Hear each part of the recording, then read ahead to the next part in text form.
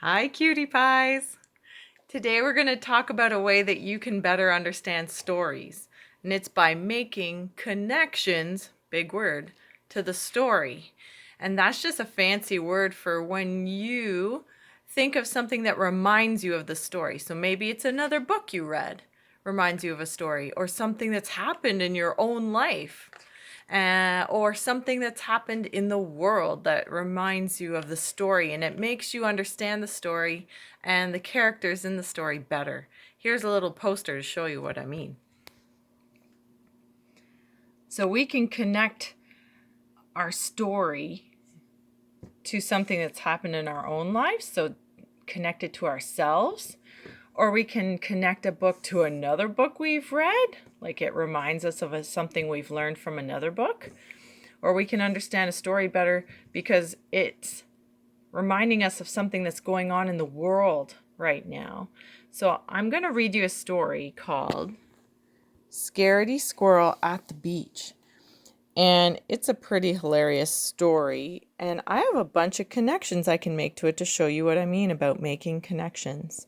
Okay, this was written by Melanie Watts. And Kids Can Press has given us permission to share this story with you. Scaredy Squirrel at the beach. There's Scaredy. Scaredy Squirrel never goes to the beach. He'd rather vacation at home alone where it's safe than risk being surrounded by the wrong crowd. A few crowds Scaredy Squirrel wouldn't want to be caught in the middle of. Flocks of seagulls, tribes of jellyfish, herds of sea monsters, packs of pirates, tons of falling coconuts, or mobs of lobsters. So he's perfectly happy to build his very own private beach. Scaredy Squirrel's Guide to Building a Safe Beach. What you need to get started. Paper and crayons, 1 stick, 1 inflatable pool, 1 flashlight, 1 bag of kitty litter, 1 plastic flamingo. First, you draw the beach scenery. Then you use a stick to hold it upright. Then you cover the ground with sand. It's actually kitty litter. Then you inflate the ocean, which is the pool and water in it. Then you turn on the sunlight, which is actually a flashlight. And then you install your beach wildlife, which is actually a plastic flamingo. And enjoy. Over here he says, no germs. There he is, chilling by his beach. It looks like a beach and feels like a beach, but it doesn't sound like one. Scaredy Squirrel notices something's missing. It's the soothing sound of the ocean. The solution? Make a quick trip to the real beach and find a seashell that meets the description below. Seashell, quality and performance chart. Is it germ-free? Ching, it's got to be. It's got to have a shiny exterior. That means be all shiny on the outside. And it has to have a crystal clear ocean sound. So when you put it up to your ear, it sounds like the ocean. Red alert. Seashell must not, I repeat, not be occupied. That means he doesn't want something living inside the seashell. But traveling to the real beach requires careful planning. First, you got to get a passport. Passport is something you bring when you travel around the world, and it shows your family name. So he is a rodent. The type of rodent he is a flying squirrel. It shows your name. His first name is Scaredy, middle name Orville, last name Squirrel. Initials SOS, which is actually a signal you need help. And place of birth, where he was born, was the nut tree. Second, you got to draw a map. Here is the beach map. Wow. Mission Operation Seashell. So 7 a.m. Enter the box and wait. 7:30 a.m. Get picked up by a mail truck.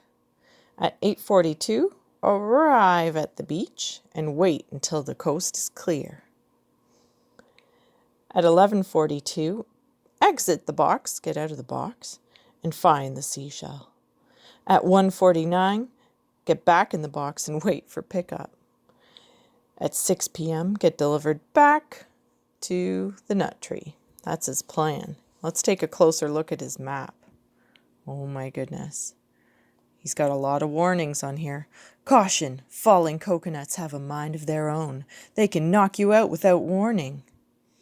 Careful, birds of a feather flock together. Seagulls can drop by at any time. Up here, important, sea monsters are camera shy, so keep a camera close by. Ahoy, matey, watch for pirates. Arr, they'll make ye walk the plank. And stay away from tribes of jellyfish. You'll be stung by how sneaky they can be. And never trust a mob of lobsters. They are a pinch territorial and are eager to snap. And last but not least, travel light and dress accordingly. Scaredy's beachwear. This squirrel is a trained professional. Don't try this at home. Exhibit A, protective headgear for falling coconuts. Exhibit B, protective eye patch to fool the pirates. Exhibit C, protective flotation device to prevent sinking. Exhibit D, protective camera to discourage the sea monsters. Exhibit E, protective compass to avoid getting lost. Exhibit F, protective foot gear to shield from jellyfish. Exhibit G, protective rubber band to tame the lobsters. Exhibit H, protective oven mitts to block germs. Exhibit I, protective french fry to distract the seagulls because they want to eat everything. And remember, if all else fails, just play dead and send an SOS for help. So the next morning, as planned, Scaredy Squirrel jumps into the box. At 7:30 a.m., he gets picked up and they drive and drive. And at 8:42 a.m., Scaredy gets dropped off and waits and waits. At 11:42 a.m., a crowd appears. People were not part of the plan.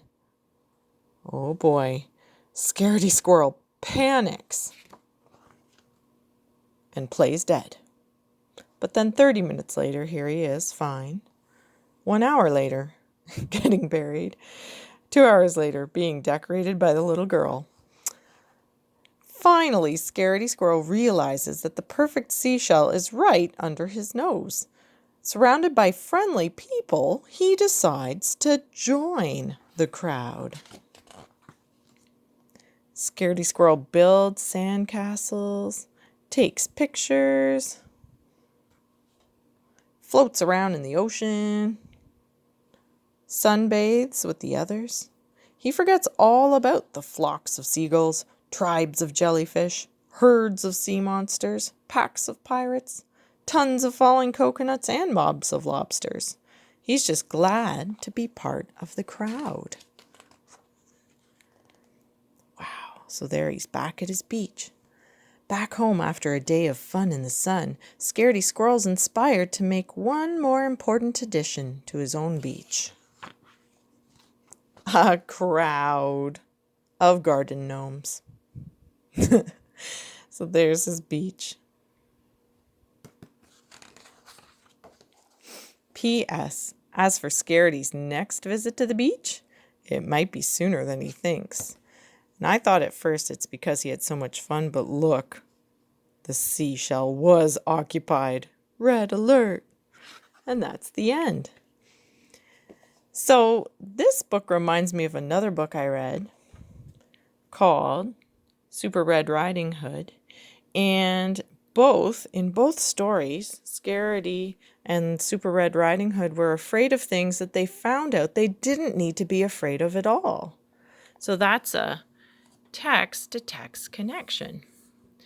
This story also reminds me of the world right now, because we're all kind of spending time at home and bringing the world home. He brought a beach home for him to enjoy there.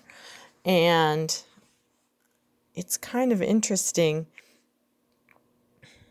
because he is very much afraid of germs. And that is something that we're all trying to stay away from right now.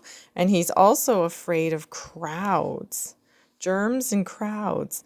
And both those things we're not being around right now to keep everybody safe. So that's another connection. Finally, the third connection I have to this book is for myself. My kid, Noah, has been bringing all sorts of fun places home with his imagination. And I think you guys could do the same.